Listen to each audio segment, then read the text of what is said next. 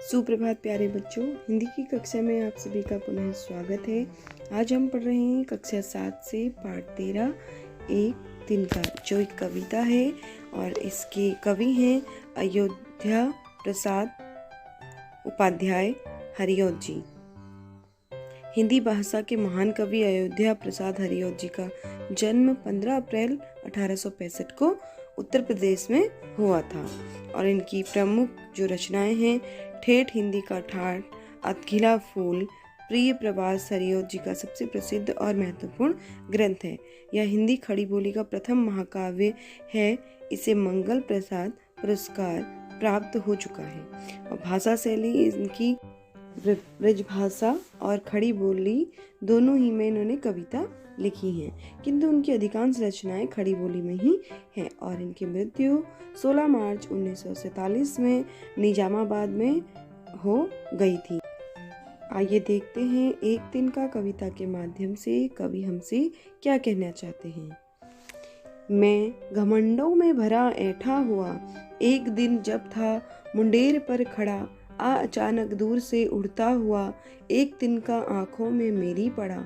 मैं झिझक उठा, हुआ बेचैन सा, लाल होकर आंख भी दुखने लगी। घमंडो मतलब होता है अहंकार, ऐठा मतलब अकड़ और अचानक मतलब एकदम।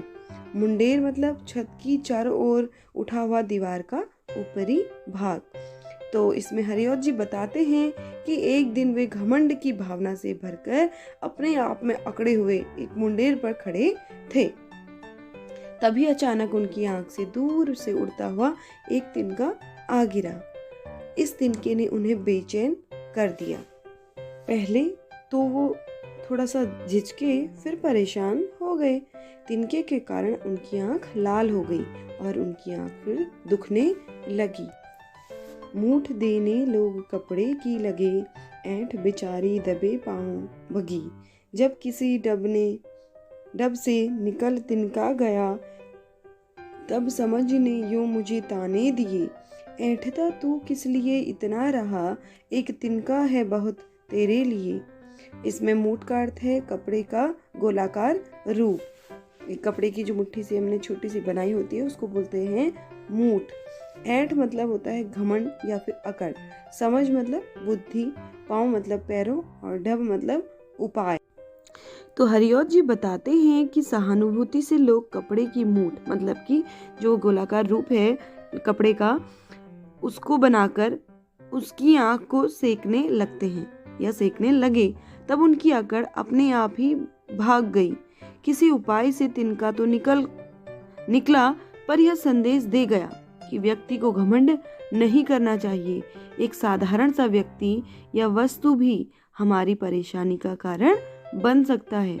अतः व्यक्ति को स्वयं पर घमंड नहीं करना चाहिए और सबको महत्व देना चाहिए।